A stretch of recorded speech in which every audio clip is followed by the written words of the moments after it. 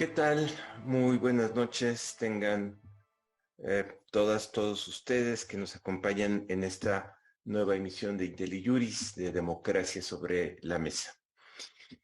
Esta noche vamos a conversar sobre algo que está sucediendo en este momento, en este mismo momento en el Senado. Para quienes nos siguen en directo, el Senado está discutiendo la reforma electoral. Ya hay varios días de discusión, ya la aprobó la Cámara de Diputados. Y para tratar de ilustrar de qué va la reforma electoral, por qué, qué es, cuál es su contenido, por qué importa, qué nos preocupa, hemos preparado este programa de reacción rápida para quienes nos siguen en directo y para quienes nos siguen en diferido lo podrán seguir también. Y tenemos a un grupo de especialistas que han venido siguiendo esta discusión y la intención es transmitirles, comunicarles, conversar sobre el contenido de esta reforma, sus implicaciones para la democracia en México. Nos acompaña la abogada Erika Mendoza Bergmans, especialista en Derecho Administrativo y Constitucional, socia del despacho Barrios Mendoza Berman, un especialista en el tema con experiencia práctica en estas materias. Nos acompaña el doctor Mariano Sánchez Talanquer, profesor investigador del Colegio de México, también especialista en temas político-electorales, y el doctor Javier Martín Reyes, investigador del Instituto de Investigaciones Jurídicas de la UNAM y también un conocido comentarista en temas político-electorales. Y para conducir el programa lo hará el maestro Ricardo Becerra, analista político, promotor de la democracia y actualmente director del Instituto de Estudios sobre las Transiciones en México. Ricardo, sin mucho más preámbulo, porque hay mucho que conversar, te dejo el micrófono para que conduzcas el programa y les agradezco a todos los que nos acompañan. Esperemos que sea una discusión interesante. Adelante, Ricardo, muchas gracias. Gracias Sergio. Muchas gracias pues en primer lugar a nuestro auditorio y por supuesto a Erika, a Javier Martín, a Mariano por su disposición. Creo que IntelliJuris ha hecho un esfuerzo muy importante por dar causa y explicar a un público amplio los problemas centrales jurídico y políticos que enfrenta México, entre los cuales sobresale, por supuesto, el problema de la reforma electoral. Muy buenas noches a todas y a todos y muy bienvenidos. No quiero interrumpir ni posponer más la discusión que, como dice muy bien Sergio, está en este momento resolviéndose en el Senado de la República con muchos problemas, con muchos vaivenes y rompimientos dentro de las fracciones parlamentarias de los partidos en el país, en el Senado, y cuyo desenlace pues todavía es incierto, aunque la posibilidad de que esta reforma sea aprobada es pues la mayor. Se trata sin duda de una de las iniciativas más regresivas y diría yo más destructivas que ha vivido México en materia electoral en varias décadas, quizás en 4 décadas. De ese tamaño y digamos de esa gravedad es el tema en la que vamos a discutir, y yo creo que lo que debemos hacer para empezar, Erika, si nos haces el favor, que de un modo descriptivo, pues le expliques al auditorio de qué se trata y cuál es el contenido de esta reforma que ahora mismo, insisto, se discute en el Senado. Perfecto. Muchísimas gracias y muchísimas gracias por la invitación a IntelliJuris y muchas gracias, Ricardo. Entrando en materia, ¿qué es eso de la reforma electoral? Seguramente muchos de los que nos están escuchando dicen, bueno, ¿y todo por qué hay tanto ruido sobre la reforma electoral en medios de comunicación? Incluso ahorita en los comentarios ya preguntaban si estamos hablando del plan B, ¿no? Entonces, ¿qué es eso del plan A, B y C de la reforma electoral? Y a muy, muy grandes rasgos, creo que hay que mencionar que por una iniciativa enviada por el Poder Ejecutivo, por el presidente, se pretendió hacer una reforma electoral a nivel constitucional, ¿no? Llamémosle que ese es el plan A.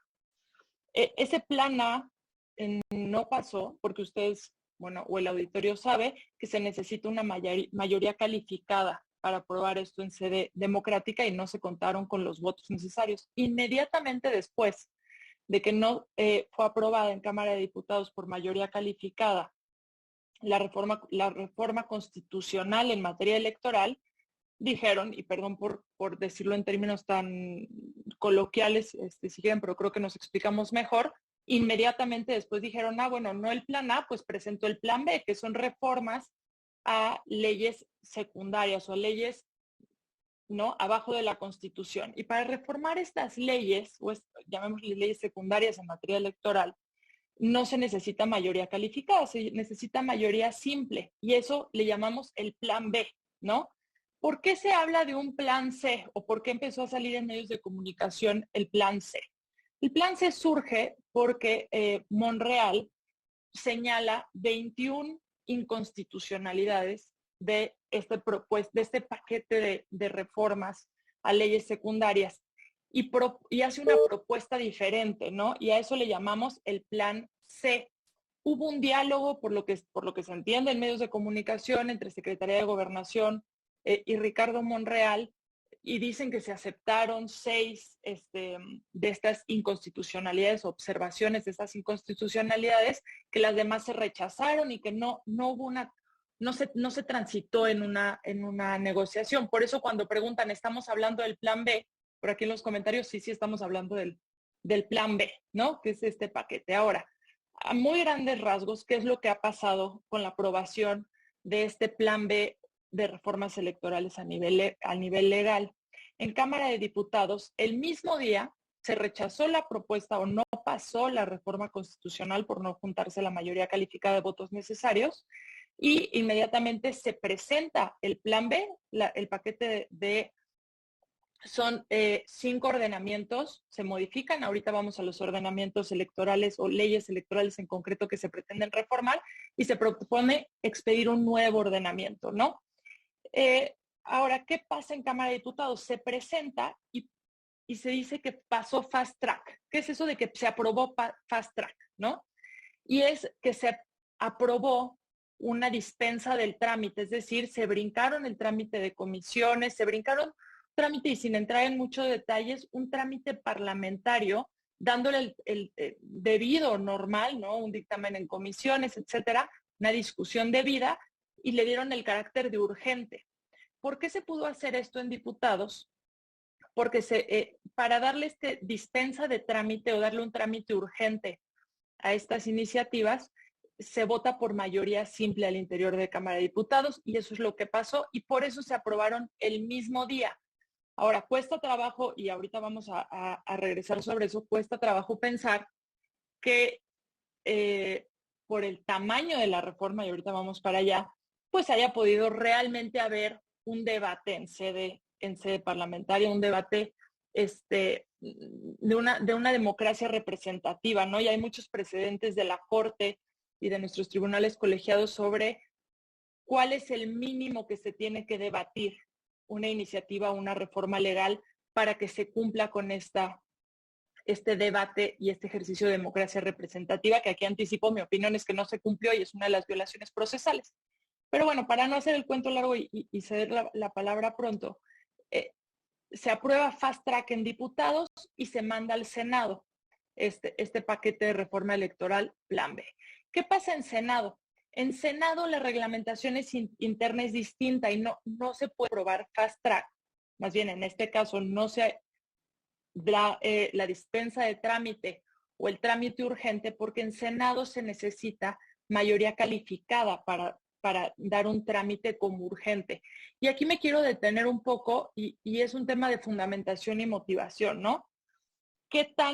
¿Por qué es urgente o por qué se consideró urgente en diputados la votación y aprobación de este paquete de reformas de reformas legales electorales, ¿no? La realidad es que no hay motivación alguna, o al menos yo no la he escuchado, de por qué se justificó que se brincaran el trámite parlamentario y lo aprobaran fast track, ¿no? Ahí hay un tema de motivación importante. Habrá temas que sí son urgentes. En este caso, a mi parecer, creo que no se actualiza, no se justifica, y si es que se justificara, lo tendrían que haber hecho de manera expresa, ¿no? Entonces, en Senado sigue este procedimiento parlamentario normal, no hay una dispensa de trámite, y el día de hoy se está discutiendo en el Senado. Ahora, en términos generales, ¿qué contienen o qué se pretende con esta reforma? Y vamos al fondo, y con esto cedo la palabra. ¿Qué pretende o qué se pretende reformar en la parte sustantiva o de fondo, no? La realidad es que son muchísimas cosas. El ejercicio más didáctico que he visto y es de un investigador que se llama el doctor Hugo Concha Cantú. Yo tengo el gusto de conocerlo, pero me pareció la explicación más didáctica que he escuchado para explicar el contenido de la reforma electoral. Y dicen, lo divide en 3 grandes rubros, ¿no? Y el doctor dice, 1, proponen la ampliación de derechos políticos. Llamemos en ese bloque que se permite el voto, más bien se pretende garantizar el voto de personas que están en prisión preventiva, se permite garantizar el voto de personas con discapacidad, por ejemplo, en estado de postración, y se pretende buscar una eficiencia del voto de los mexicanos en el extranjero. La realidad es que esto es ampliación de derechos políticos y ahí no está concentrada la discusión fuerte, llamémosle que es un tema de ampliación de garantía de derechos. Puede estar bien o mal, si hay una discusión ahí, pero no es donde está el foco de la atención.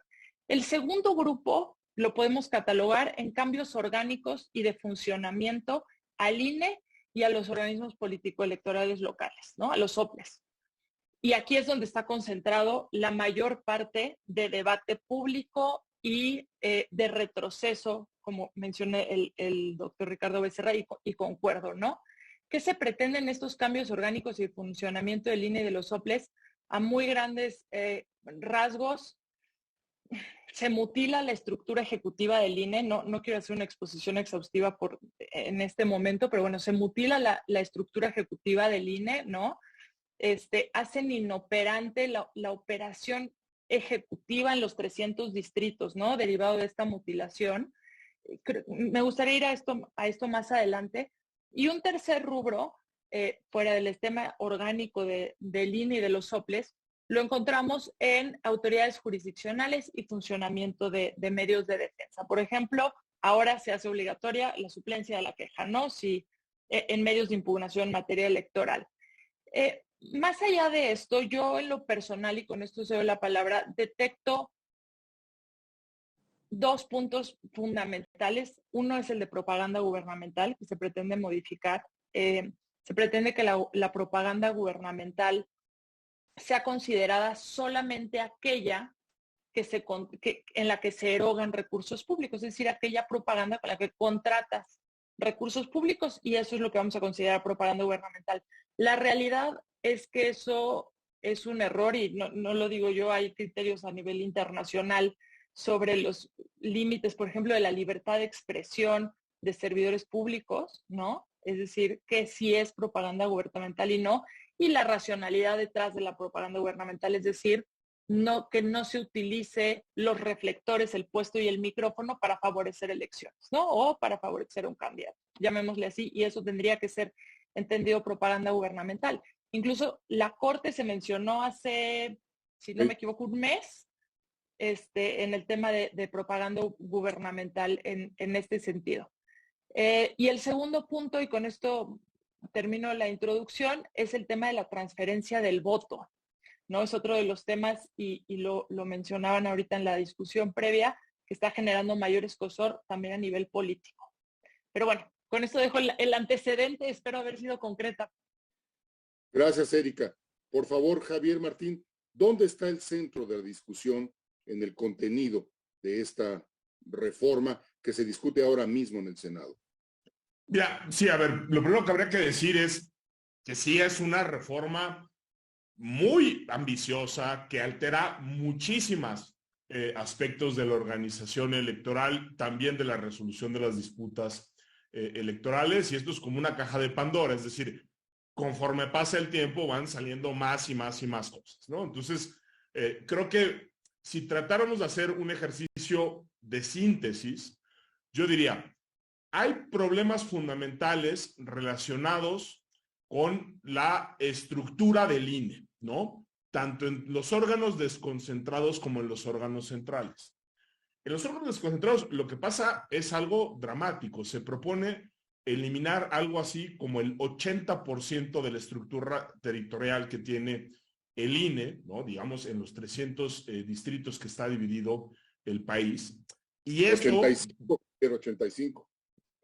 No, 300 distritos que tiene el No, país. perdón, 85%. Ya, yo dije, no, bueno, ya, don Ricardo Becerra nos anda cambiando la división territorial. No, o sea, es no, decir, no. hombre, el 85% pues es una cantidad absolutamente absurda que complica, hay que decirlo, todas las tareas permanentes que realiza el INE. O sea, es decir, el INE no es una estructura que solo funciona durante las elecciones, sino que de manera continua está realizando una serie de tareas que están relacionadas, por ejemplo, con el hecho de que todos podamos tener la credencial para votar, que es la identificación oficial, ¿no? Más extendida y que garantice el derecho a la identidad de las y los mexicanos.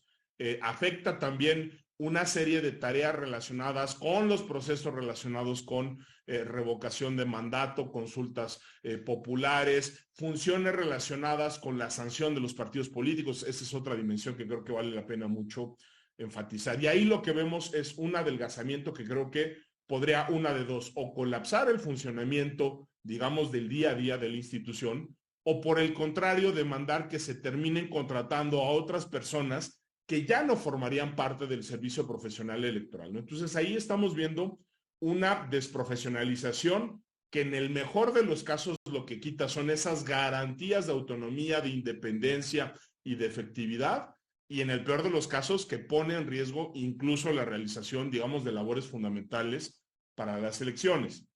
En el plano, digamos, central, lo que estamos viendo es un intento, déjenme ponerlo así, por romper la estructura que señala la Constitución de división de funciones al interior del Instituto Nacional Electoral. Lo que marca la Constitución es que tenemos por lo menos 3 tipos de órganos que son directivos, ejecutivos y técnicos, ¿no? El Consejo General es el órgano directivo, digamos, más importante, es el que toma las grandes decisiones, pero abajo hay toda una estructura ejecutiva encabezada por la Secretaría Ejecutiva, la Junta General Ejecutiva, las direcciones ejecutivas y por supuesto todas las personas también en su mayoría, ¿no? O buena parte que trabajan, digamos, en el servicio profesional electoral, que son pues las que permiten de nueva cuenta que el INE haga sus labores sustantivas. Ahí, ¿qué es lo que se busca? Debilitar, yo diría, a 2 figuras. Debilitar a la presidencia del Consejo General, debilitar al secretario ejecutivo,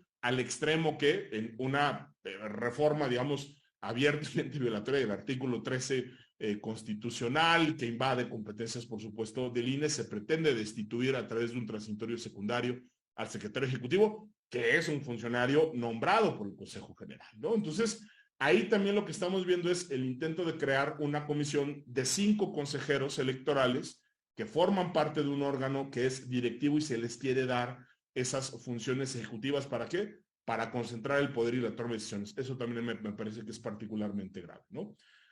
Hay una segunda división que yo diría está relacionada con el ámbito local.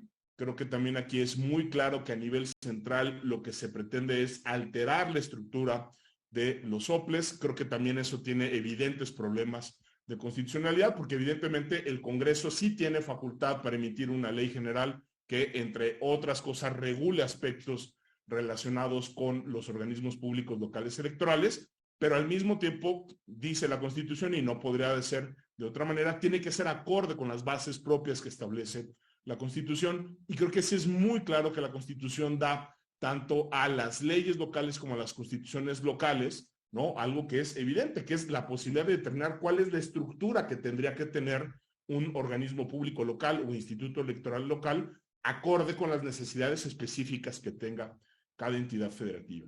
Y luego una tercera, y con eso termino, Ricardo, pues creo que aquí hay un muy burdo intento, déjame ponerlo así, de legalizar violaciones a la Constitución, ¿no? Es decir, tanto el Instituto Nacional Electoral como el Tribunal Electoral del Poder Judicial de la Federación, sobre todo durante los últimos años, creo que han establecido criterios, ¿no? Que podemos compartir o no podemos compartir, pero que sí permiten, déjame tenerlo así, un mejor control y una mejor sanción de eventuales violaciones a la equidad por actos anticipados de campaña o de pre-campaña, por violaciones al principio de equidad, igualdad, imparcialidad que tienen que guardar las personas servidores públicas. No nos vamos a meter, pero todos recordamos las violaciones que hemos visto o que vimos, por ejemplo, en el proceso de revocación de mandato, y también vimos, ¿no?, lo que ha estado sucediendo durante las últimas semanas, donde tenemos una competencia que está, pues hay que decirlo claramente, violando esos límites que marca la Constitución. Y ahí lo que busca hacer la reforma, en términos muy sencillos, es tratar de modificar interpretaciones que han hecho estos órganos de la Constitución, de nueva cuenta, ante una ley secundaria, ¿no? Y a mí eso también me parece que es particularmente problemático, ¿no? Entonces, si se pudiera así sintetizar muchísimo, donde yo veo los focos rojos más grandes, yo diría, es alterar la estructura del INE, que creo que es claramente también una violación al 41 constitucional y a los principios rectores, porque lo que se están haciendo es debilitando las garantías y los candados que permiten hacer efectivos los derechos político-electorales. Hay también, de nueva cuenta, un intento por alterar ese margen de autonomía que tienen que tener las entidades federativas en la materia. Y luego hay un enorme conjunto de disposiciones que buscan beneficiar a los partidos políticos o a los actores políticos, haciendo, permítanme la metáfora, quitándole algo así como las tarjetas amarillas o rojas, ¿no?, al árbitro electoral, de tal manera que no pueda sancionar a las violaciones, ¿no? Yo lo pondría en esos términos, Ricardo. Ok. Doctor Mariano Sánchez, destrucción de una institución, desmantelamiento de una estructura ejecutiva nacional que ha dado resultados. Ya Erika y Javier nos han planteado más o menos el horizonte o el cuadro general de esta destrucción, pero ¿qué significa políticamente? Más allá del contenido mismo de la reforma, ¿qué significa este cambio para la democracia mexicana? Gracias, Ricardo, y gracias, Erika y a Javier, por facilitarme la intervención. Yo creo que, digamos, hay que dar un paso atrás y analizar. Creo que es muy importante comunicar la gravedad política del momento, y eso pasa por darle una interpretación a la reforma actual y a la reforma que hoy se discute, que se está en este momento discutiendo en el Senado, para qué significa para el régimen político, digamos, la evolución de la democracia mexicana. Y para eso hay que hacer un poco un ejercicio de memoria y podemos pensar que la democracia mexicana ha tenido y tiene muchos vicios de funcionamiento, problemas de resultados, pero en el sentido mínimo México es un país democrático desde fines de los 90 por dos pilares que se construyeron vía las reformas electorales. Primero, la posibilidad de celebrar elecciones bien organizadas, limpias, en donde los votos se cuentan y los ciudadanos tienen la garantía de que la suma va a gobernar quien obtuvo más votos, que esos votos se contaron bien, que no hubo ningún tipo de manipulación. Y segundo, que la competencia electoral, el terreno de competencia, está equilibrado, de modo que no hay ventajas ilegítimas para ninguno de los competidores. Es decir, que todos los partidos pueden ganar y perder elecciones, incluyendo el partido en el poder. Eso es la ciencia política, digamos, en nuestra comprensión, el requisito mínimo, el piso mínimo de lo que es una democracia, un sistema en el que el gobierno puede ser removido en elecciones libres y mínimamente equilibradas.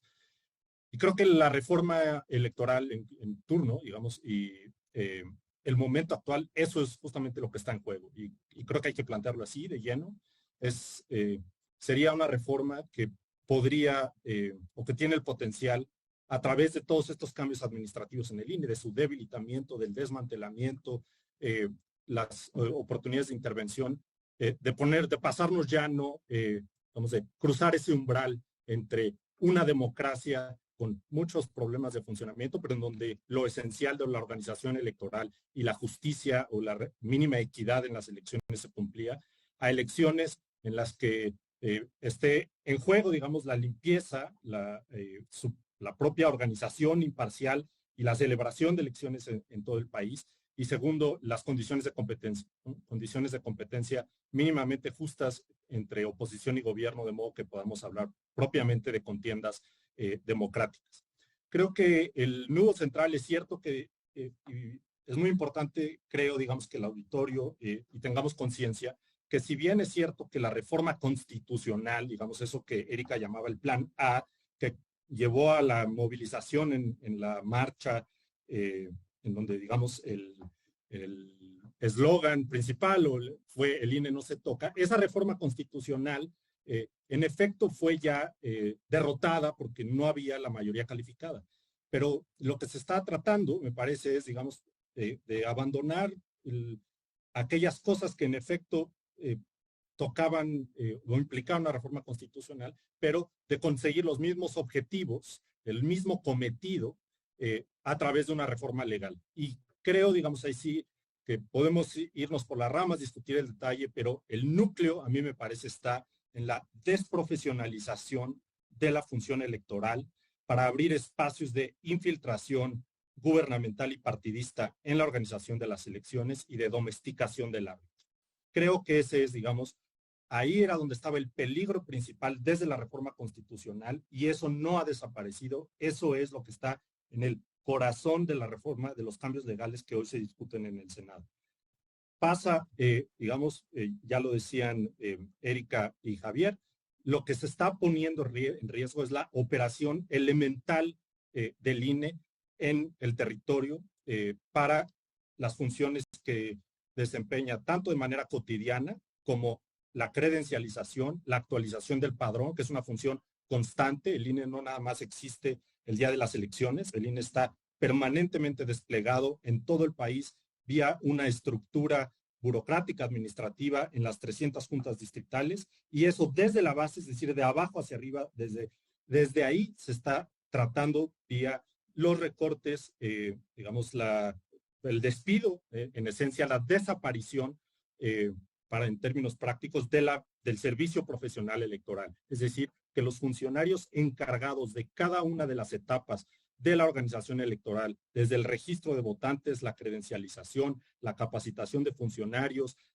la decisión de dónde se ubican casillas, etcétera, todos esos eslabones de cómo se hace una elección en México, están a cargo de funcionarios que no se deben a ningún partido político, que no se deben a ningún gobierno, que son reclutados y promovidos vía exámenes meritocráticos. Es decir, eso que estuvo en el núcleo de la democratización de México, que fue la profesionalización de la función electoral, es lo que hoy, vía esta reforma, a través de la reforma administrativa del INE, se pretende desmantelar con las implicaciones que ya decía, digamos, de crear espacios para la infiltración de elecciones peor organizadas y tenemos que preguntarnos quién se beneficia de eso, quién gana y quién pierde, ¿no? Desde luego, creo que hay incluso un riesgo mayúsculo, digamos, de estabilidad política si pensamos que en el medio de la violencia criminal, de la polarización política que vive México, el INE ha sido ese ancla de estabilidad. Por lo menos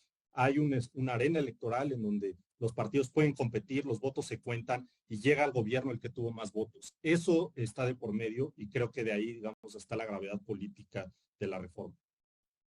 Muy bien, Mariano, gracias. Erika, creo que pocas personas como tú pueden explicarle al auditorio, pueden explicarle a un público más amplio cuáles son los vicios y cuáles son los problemas que tiene pues, estos cambios constitucionales cuya gravedad apenas si puede disimularse, ¿no?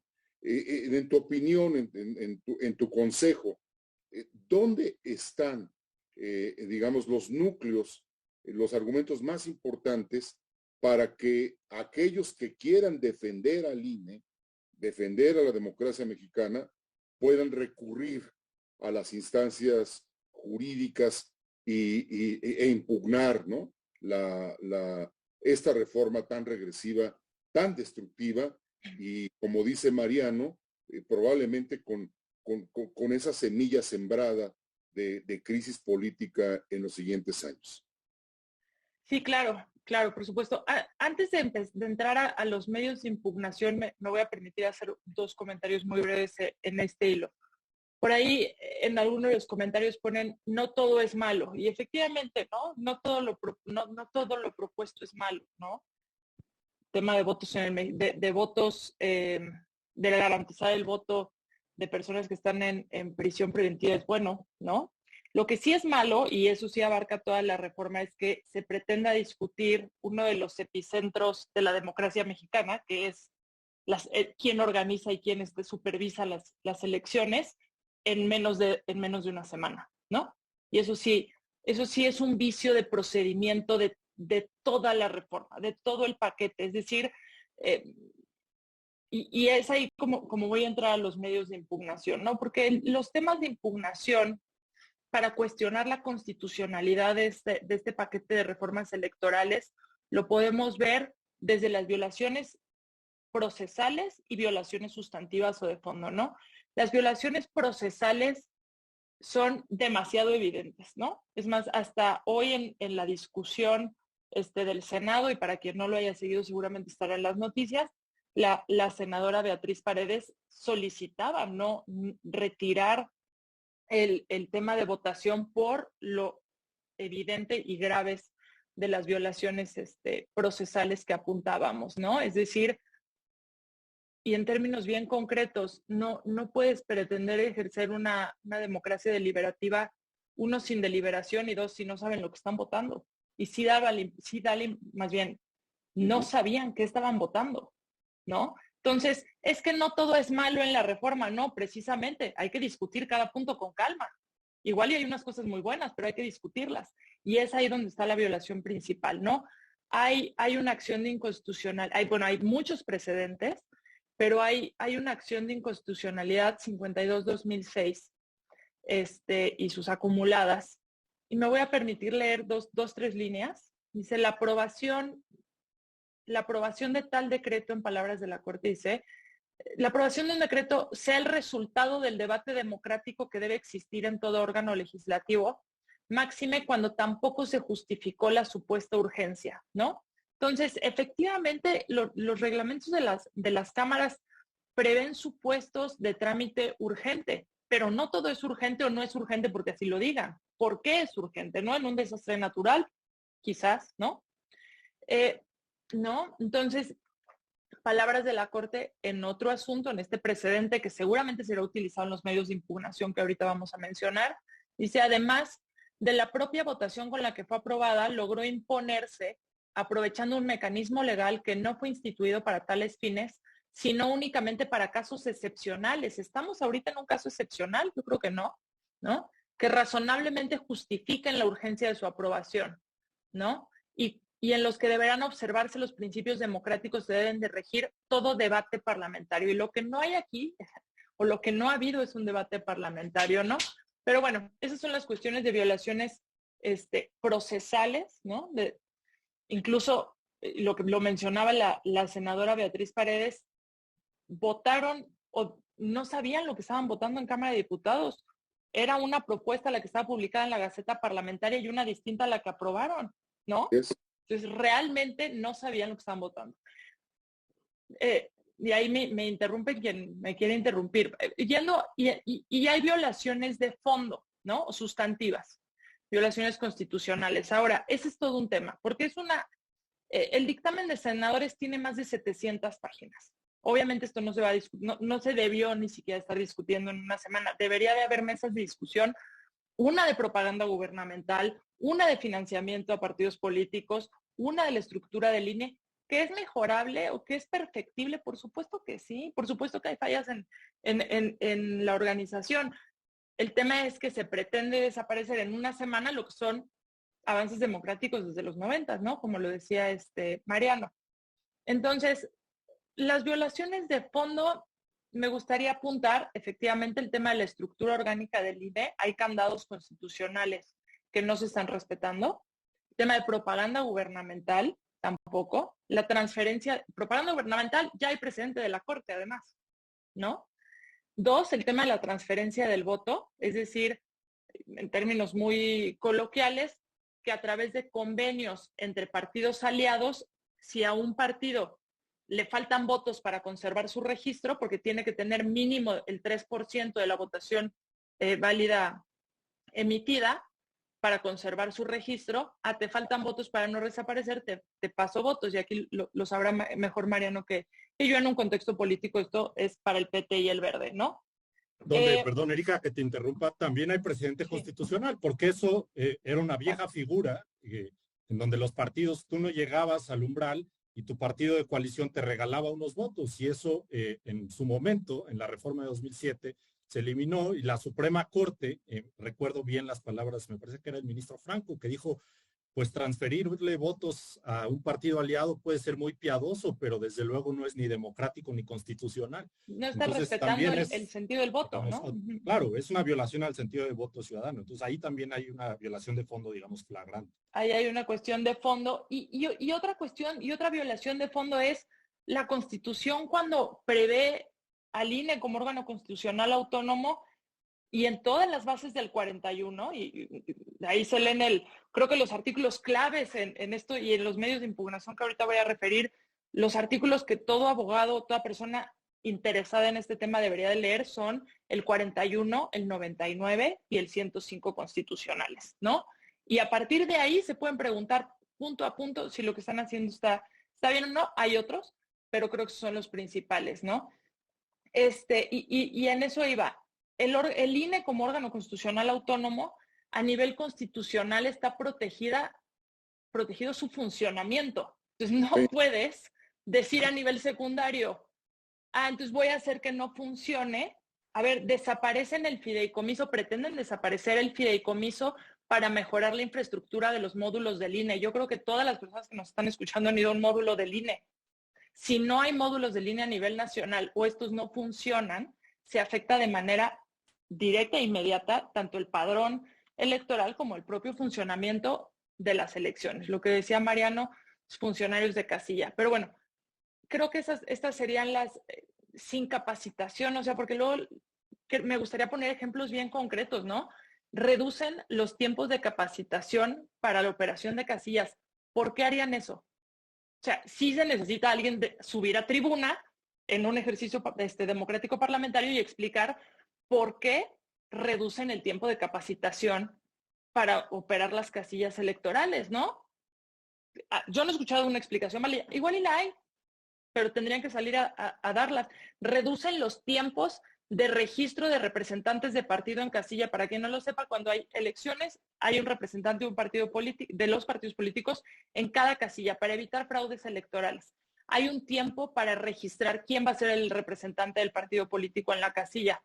Redujeron el tiempo a 48 horas. Es inviable operativamente que registrar al representante.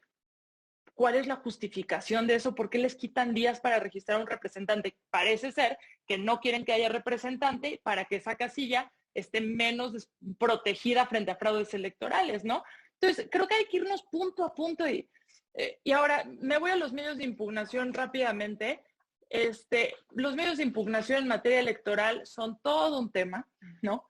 Si leen el 105 constitucional, que recomendaría que lo leyeran, 105 constitucional prevé las acciones de inconstitucionalidad y las controversias constitucionales. El único medio para cuestionar la constitucionalidad de una ley en materia electoral es la acción de inconstitucionalidad, para cuestionarla de manera directa, ¿no? ¿Qué es la acción de inconstitucionalidad? Es un medio de control abstracto de constitucionalidad, es decir, contrastar sin acto de aplicación la ley en abstracto frente a la Constitución, ¿no?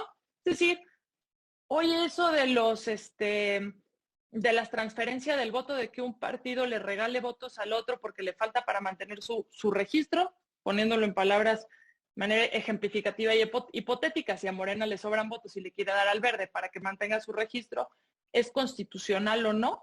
En abstracto, sin acto de aplicación, eso se puede plantear a través de la acción de inconstitucionalidad. ¿Quién puede promover la acción de inconstitucionalidad? los entes legitimados están en el 105. En el caso concreto, podría ser la minoría, el 33% de la Cámara de Diputados, ¿no? Es decir, la oposición es un derecho de minorías parlamentarias, 33% de la Cámara de Senadores. En este caso, los partidos políticos con registro en el INE, ¿no? La CNDH puede promover acción de inconstitucionalidad cuando se violen derechos humanos. Hay otra discusión que sería muy interesante sobre si los derechos político-electorales son derechos fundamentales. El INAI, en términos de información pública y datos personales, por ejemplo, aquí hay cuestiones de financiamiento público y de transparencia, entonces, si bien no podrían cuestionar todo, quizás podría cuestionar algunos artículos, ¿no? La acción de inconstitucionalidad son estos entes legitimados, ¿no? Probablemente los partidos políticos promuevan la acción de inconstitucionalidad. La acción de inconstitucionalidad en materia electoral tiene sus propias reglas, muy concretas, están en la ley reglamentaria del 105. Okay. Básicamente es un procedimiento abreviado, ¿no? Segundo medio de control, perdón. Tenemos que ir al siguiente participante, Erika, pero concluye, por favor. Sí, segundo medio de impugnación, lo dejo sobre la mesa, o más bien segundo mecanismo de control, sería ante el Tribunal Electoral del Poder Judicial de la Federación, no en abstracto, sino en casos concretos y no con efectos generales, sino que conforme al 99 constitucional, artículo 99 constitucional, el Tribunal Electoral puede resolver la no aplicación de leyes electorales contrarias a la Constitución, que solo aplican al caso concreto, ¿no? Entonces, si no se logra declarar la inconstitucionalidad con efectos generales, con 8 votos de estas leyes electorales, podrá hacerse caso a caso la inaplicación, ¿no? Okay. Y la pregunta del millón, y con esto termino, es si procede controversia constitucional. La realidad es que no procede controversia constitucional en contra de actos u omisiones en materia electoral. La Corte se ha pronunciado sobre qué es materia electoral y si da tiempo, sigo con los medios de impugnación y perdón por haberme tardado. No importa. Los abogados son siempre muy complejos, Javier Martín, pero bueno, mi pregunta a ti es doble. ¿Cuáles son los argumentos centrales para impugnar esta aberración que destruye el sistema electoral mexicano?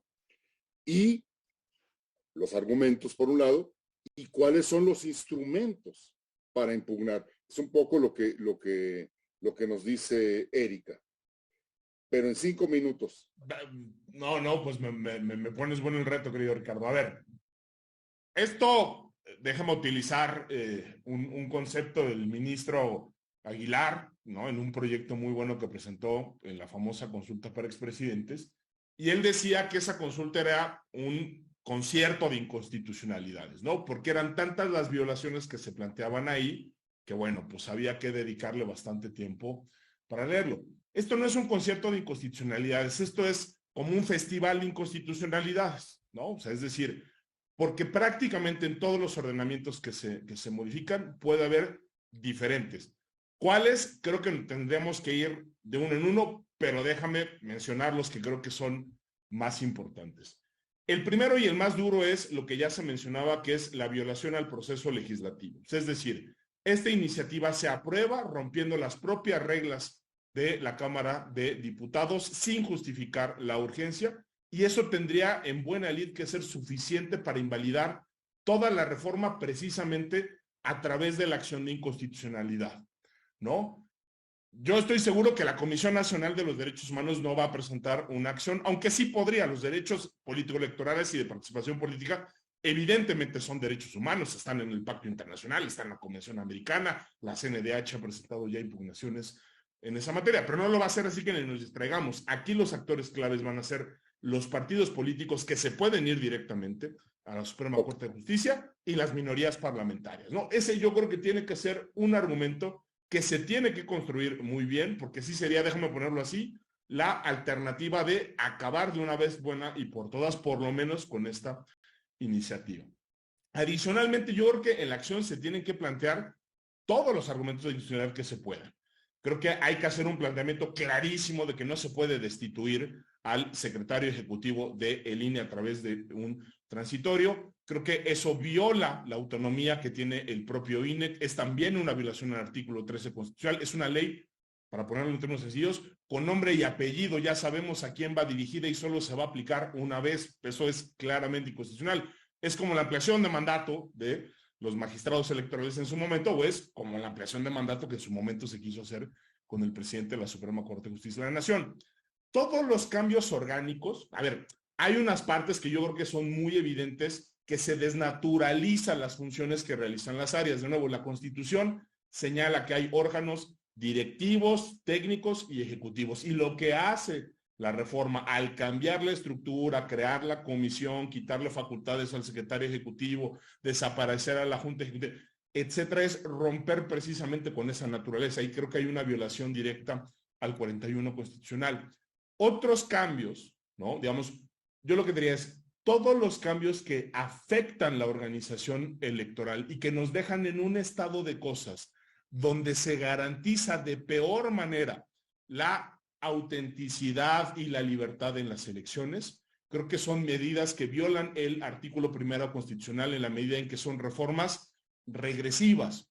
¿Por qué? Porque todas esas garantías, o sea, es decir, ese barroquismo que luego vemos en la legislación electoral, esa regulación excesiva, esos detalles que muchas veces se han criticado, digamos, en la doctrina y en el sector especializado, pues no son requisitos ociosos, no son ocurrencias, no son ganas de complicar las cosas, no son ganas de gastar el dinero a lo menso, para decirlo de alguna manera. Son procedimientos que lo que permiten de nueva cuenta es que el ejercicio efectivo de esos derechos se materialice. Transitar a un modelo que tiene menos garantías, que tiene menos candados, que no tiene ningún tipo de racionalidad, es decir, una cosa que a mí me parece muy preocupante es que en la propia exposición de motivos y en el debate, ni el debate pues no se dijo nada, no hay ninguna justificación de por qué podríamos esperar que el nuevo modelo nos dé por lo menos el mismo nivel de efectividad en materia de esa garantía de derechos político-electorales. Y en esa medida, de nueva cuenta, creo que ahí lo que estamos es frente a reformas regresivas. Y yo te diría, creo que también en la parte de los estados, yo creo que es muy importante, yo creo que es entendible por qué estamos ahorita concentrándonos en lo nacional. Evidentemente el INE es un órgano muy importante, tiene facultades también las elecciones locales, pero no nos olvidemos también de la dimensión local. Es decir, los soples juegan un papel fundamental en todas las elecciones y de nueva cuenta yo lo que veo aquí son invasiones de facultades, es decir, el Congreso de la Unión, es decir, un órgano general a través de una ley general que por supuesto de nueva cuenta puede crear la ley general, puede reformarla, eso no está debate, eso está constitucionalmente contemplado, pero lo que no puede hacer es invadir las facultades que tienen los congresos locales a través de reformas a sus constituciones locales y leyes locales para regular la manera en la cual de nueva cuenta se organizan esos institutos electorales locales. Yo creo que esos son planteamientos que también tienen que estar ahí. Y luego hay otros, déjame, con eso termino de manera muy rápida, que yo lo que te diría es, no son violaciones necesariamente directas al texto ni del 41, 99, 116, 35 o lo que sea, sino que son contrarias a las normas producidas en sede judicial. Es decir, tenemos una enorme cantidad ya de criterios tanto de la Corte como del Tribunal Electoral que al interpretar la Constitución nos han dicho que es un acto anticipado de campaña, cuando se viola la equidad de la contienda, qué pueden hacer o qué no pueden hacer los servidores públicos, y una ley secundaria no puede alterar, de nueva cuenta, una interpretación constitucional. Yo creo que ahí también va a ser muy importante que en las acciones de inconstitucionalidad o en los medios de impugnación en materia electoral, yo estoy convencido de que aquí el gran problema con la Corte es que, aunque las acciones en materia electoral se tendrían que resolver mucho más rápido, esta Corte se está tardando y se está tardando mucho. Entonces, yo sí creo que ahí el Tribunal Electoral en control concreto va a tener un papel fundamental más allá del tema de relatividad de las sentencias, ¿no? Ok. Mariano, tanto Erika como Javier nos han explicado los flancos para una impugnación y las instituciones sedes que recibirán las impugnaciones. Y sus argumentos han sido fundamentalmente jurídicos. Pero desde el punto de vista democrático, casi desde el punto de vista de la visión y del espíritu de la teoría democrática, ¿qué es lo que esta reforma está afectando como principios de la vida constitucional, republicana, representativa y obviamente democrática? Bueno, yo creo que hay que volver al inicio, ¿no? Digamos, el ejercicio de los derechos políticos, el derecho colectivo a poder poner y quitar gobiernos por la vía del voto en elecciones libres e imparciales. O sea, eso es lo que está de por medio. En México eso no ocurrió durante todo el siglo XX porque no había incertidumbre sobre quién iba a ganar las elecciones. Había elecciones, se celebraban periódicamente, pero todo el mundo sabía que las elecciones, el día de la votación, no se jugaba nada. Digamos, no había incertidumbre ni posibilidad colectiva de por la vía del voto quitar al gobierno en turno. Eso fue lo que se activó por vía de las reformas electorales, la transición democrática, que permitió limpiar los comicios electorales, dar garantías de imparcialidad y equilibrar las condiciones de competencia. Hay los derechos políticos, digamos, el derecho colectivo republicano a elegir gobernantes y sustituir al gobierno. Y por ahí en el chat, digamos, alguien comentaba, bueno, eso en la práctica no ha ocurrido. Bueno, creo que, digamos, está ante nuestros ojos la evidencia. Bajo el sistema electoral actual, han ganado y perdido todas las principales fuerzas políticas del país en todos los niveles. Digamos, ya ha gobernado el PRI, el PAN, ahora la izquierda, por vía de elecciones organizadas por el IFE en su momento, el INE ahora, y eso se reproduce en todos los niveles del Estado. Y yo creo que es muy importante, digamos, pensar en el momento político. Esto ocurre en la antesala ya de las elecciones de 2024, y es muy importante pensar en qué condición política va a llegar México a ese momento tan decisivo.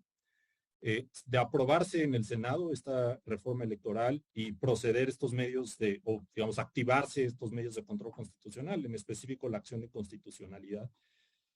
Es cierto, digamos, que creo que hay muchos argumentos, muchos vicios de procedimiento y muchos problemas de fondo, pero estaremos primero ante una confrontación clara entre, digamos, estará todo el balón votando en la cancha de la Suprema Corte de Justicia y en casos concretos en el Tribunal Electoral, con el presidente de la República, digamos, y todo el aparato de gobierno que no solamente en este caso, sino en otros temas ha ejercido ya una presión vía las conferencias mañaneras y otros medios, digamos, una función constante de, podríamos decir, intimidación, presión sobre el Poder Judicial, que en una democracia constitucional es un poder independiente, y nos deja en una situación, digamos, política, por supuesto, delicada, digamos, con un presidente muy popular como persona, pero utilizando, creo, de manera indebida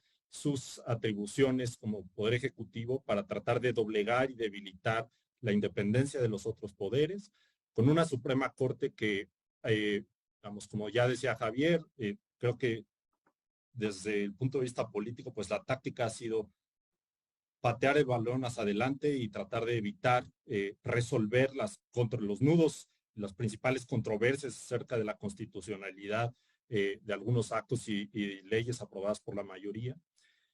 Y llegaremos así a la elección del 2024, creo, en un escenario en donde de aprobarse la reforma tendremos una autoridad electoral muy disminuida en sus capacidades operativas, en sus capacidades de implementación. Estamos acostumbrados ya, y creo que quizá no lo apreciamos con suficiencia, a que todos los ciudadanos podemos ir a los módulos del INE, actualizar nuestra credencial para votar.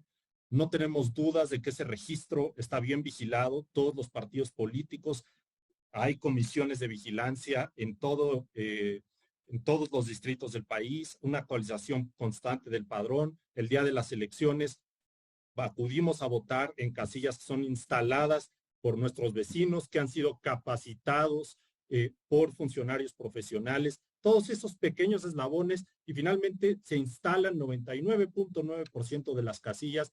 Eso con la reforma electoral en turno, que digamos hace una cirugía de corazón abierto al INE, le mete prótesis que no necesitan, le amputa algunas extremidades, le remueve varios huesos.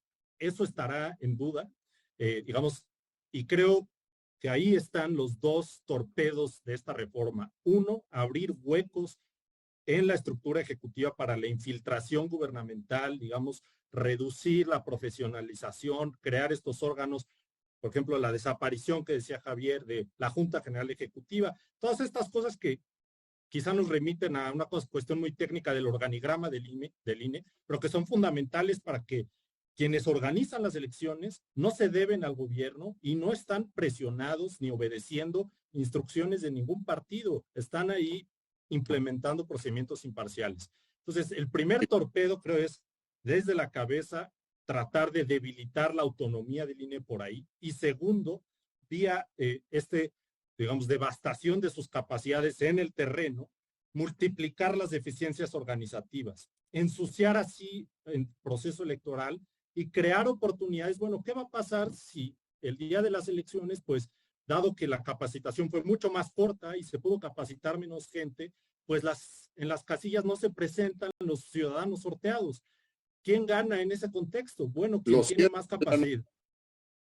Quien tiene más capacidades de movilización. ¿Y quién tiene más capacidades de movilización? Pues quien controla el presupuesto y los gobiernos. Entonces, creo, digamos, que son esas dos maneras de debilitar la función electoral. Abrir espacios en los órganos ejecutivos de intervención y segundo, amputar en la base para crear, digamos, a río revuelto en los lugares, en las colonias, en las casillas, elecciones peor organizadas y a partir de ahí aprovechar, digamos, las capacidades, desde luego, mucho más grandes del gobierno que de las oposiciones para movilizar personal, recursos y obtener por ese lado ventajas, digamos, atrincherarse en el poder.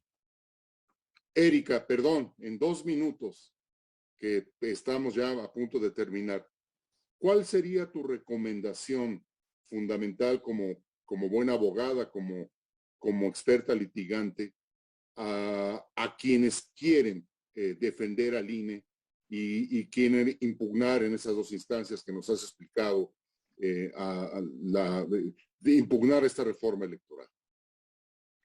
Sí, y por ahí veía en los comentarios, ¿no? No está fácil, porque la materia electoral, y por eso empezaba diciendo que la impugnación no es cualquier cosa. Lo primero es, creo que como ciudadanos sí habría que impulsar y pedir rendición de cuentas, ¿no? Al final del día, pues nosotros votamos por los senadores, votamos por los diputados, y sí tendría que haber un ejercicio activo de la ciudadanía en el que se exija la interposición de la acción de inconstitucionalidad a las minorías parlamentarias, ¿no? Siendo un ciudadano que, suponiendo, no esté en contra de esta reforma. Lo mismo con los partidos políticos, es decir, exigir, es mucho más valioso de lo que la gente cree, que sí se involucren y exijan desde la ciudadanía esta rendición de cuentas y el ejercicio de estas acciones, ¿no? Eso por un lado, porque no son entes, el ciudadano común, yo tampoco, no somos entes legitimados para promover la acción de inconstitucionalidad, que es el medio que, como decían, tendría que ser el idóneo para resolver un problema de esta naturaleza, ¿no? Ahora, además de eso, si eventualmente están involucrados en un acto de autoridad, podrá promoverse caso a caso, dependiendo, porque es una materia muy amplia, decía, son más de 700 páginas de dictamen de Senado, y son muchos tópicos distintos, pues habrá los recursos ante el Tribunal Electoral, ¿no? Por ejemplo, los JDC, el Juicio para la Protección de los Derechos Político-Electorales, ¿no? Creo que puede haber estrategias en las que se busque la inaplicación caso a caso de determinadas normas vía Tribunal Electoral. No es lo ideal porque no va a solucionar el problema a gran escala, ¿no?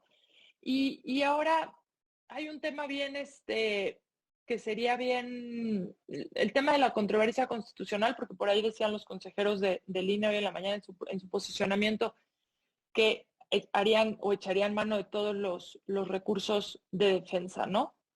Para defender al INE. El tema de la controversia constitucional va a estar bien interesante. Es un tema jurídicamente que daría para totalmente otra discusión.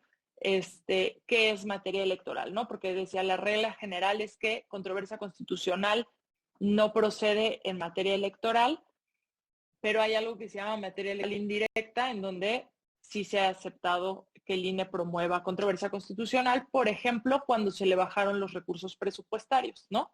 Y ahí el INE interpuso controversia constitucional, se admitió y se resolvió porque dijeron, esto no es materia electoral en estricto sentido, es un tema de organización y funcionamiento presupuestario. Y creo que por ahí podría intentarse la procedencia de la controversia constitucional. Lo digo entre comillas y haciendo mucho énfasis en que la regla general es que no procede en materia electoral, ¿no? Y por ahí se pueden hacer cosas experimentales, por ejemplo, el impugnar en términos de procesos legislativos distintos a la materia electoral, se ha reconocido y hay precedente que puedes promover juicio de amparo en contra de violaciones al procedimiento legislativo. Aquí es materia electoral y el juicio de amparo no es un medio de defensa en materia electoral, está excluido por completo. Pero si solo es contra la violación procesal, habría que preguntarnos, ¿no? Es un poco experimental, pero yo ahí lo dejaría. Muy bien, gracias, Erika. Javier, la misma pregunta. No, a ver, yo creo que ahorita lo más importante son las acciones, ¿no? O sea, esas acciones las tienen que hacer muy bien los partidos políticos, las tienen que hacer muy bien las minorías parlamentarias. Yo creo que, dada la magnitud de lo que está en riesgo, es decir, creo que Mariano ya 2 veces nos recordó que acá nos estamos jugando el carácter democrático del Estado mexicano, pues es decir, las condiciones que permiten que los que hoy gobiernan se vayan el día de mañana por voto popular y los que hoy no gobiernan mañana puedan acceder ahí, ¿no? Hay precedentes también en acciones de inconstitucionalidad, muy poquitos, ¿no? Relacionados con suspensión. Yo creo que es algo que se tendría que intentar, porque si esta reforma se echa a andar y se empieza a desmantelar la estructura, yo sí tengo la impresión de que vamos a estar frente a afectaciones muy grandes e irreparables. Yo creo que también el INE necesariamente tiene que intentar la controversia constitucional, no para controvertir necesariamente el contenido sustantivo de las modificaciones que se están haciendo, pero yo sí veo aquí claramente que hay una violación a la autonomía que tiene el Instituto Nacional Electoral, y creo que ahí, digamos, la Corte tiene diferentes definiciones de lo que es la materia electoral para efectos de amparo, de controversia constitucional, de acción de inconstitucionalidad. Hombre, yo creo que ahí también el Instituto Nacional Electoral tiene una gran responsabilidad de presentar una muy buena controversia constitucional, donde también se pida la suspensión para por lo menos tratar de paralizar los efectos de las reformas más negativas. Y luego la otra, del Tribunal Electoral. Hombre, yo también estoy de acuerdo con Erika. Por supuesto que hay que ser creativos, se pueden hacer cosas experimentales. Yo creo que la ciudadanía, como ella decía, a través del llamado JDC o Juicio para la Protección de los Derechos Político-Electorales del Ciudadano, se puede intentar. Pero acá todavía más importantes son los partidos políticos. Es decir, los partidos políticos desde hace décadas tienen reconocida la posibilidad de impugnar prácticamente cualquier acto de la autoridad electoral. ¿Por qué? Porque se les reconoce que tienen la capacidad de presentar, déjame ponerlo así, impugnaciones en defensa de intereses difusos, más allá de lo que los afecta directamente a ellos, ¿no? Y esto creo que sí es importantísimo, y eso va para los partidos políticos. Toda esta reforma, si se empieza a implementar, necesariamente se va a traducir en actos de la autoridad administrativa.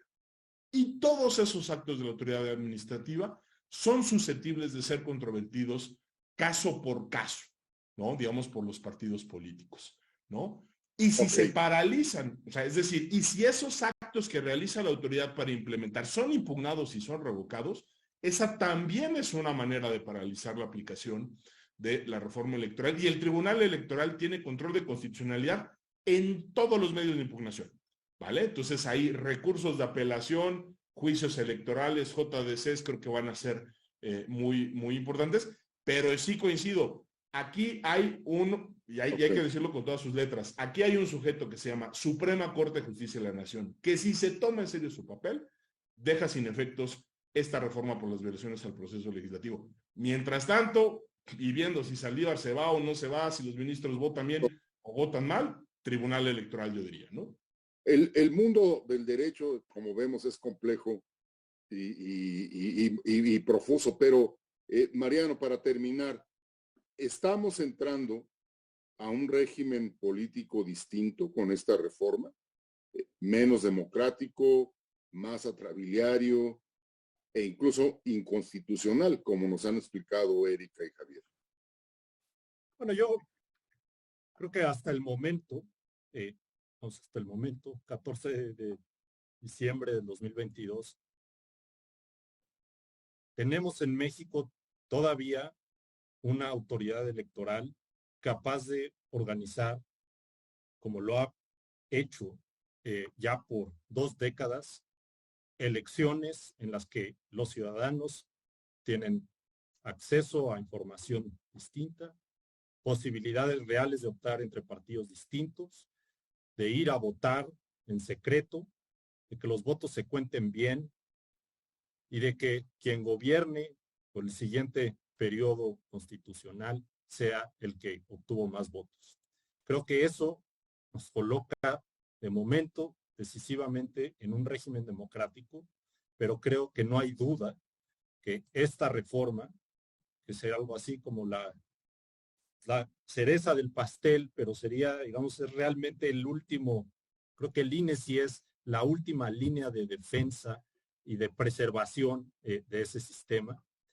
No quiere decir que en México dejaremos de tener elecciones, pero sí hay un riesgo, creo, muy real con esta reforma de una regresión a un régimen político quizá competitivo, pero al cual ya no le debemos poner el sustantivo o el adjetivo de democrático, sino un autoritarismo competitivo, que es, digamos, como la ciencia política o los expertos clasifican lo que era México, por ejemplo, antes de esas reformas democratizadoras de los 90. Es decir, un sistema político en donde la cancha está estructuralmente inclinada en favor del gobierno en turno, en donde las oposiciones están disminuidas, en donde las elecciones pueden ser competitivas, hay, digamos, un conflicto político real, pero no hay garantías de imparcialidad, hay posibilidades de fraude, de manipulación,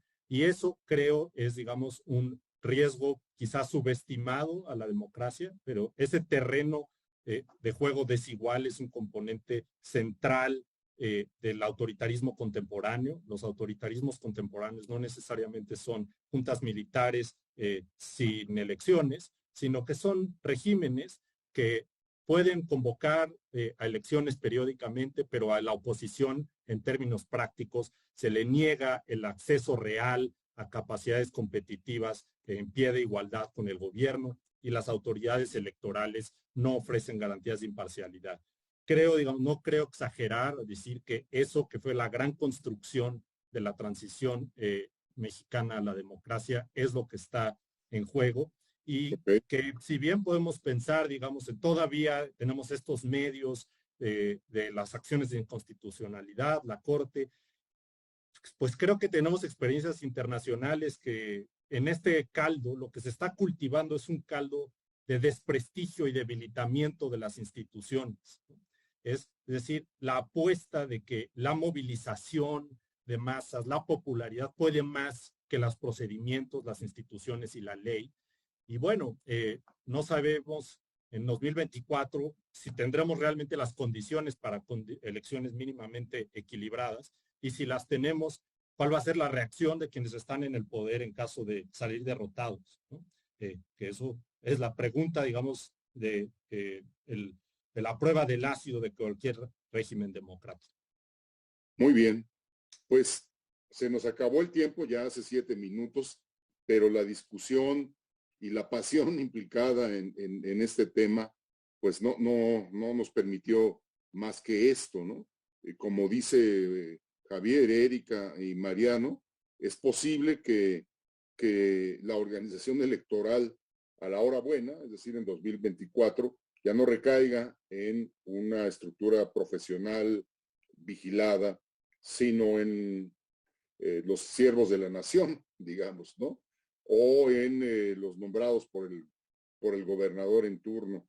Ese es el riesgo, para decirlo de manera plástica, ante nuestro auditorio.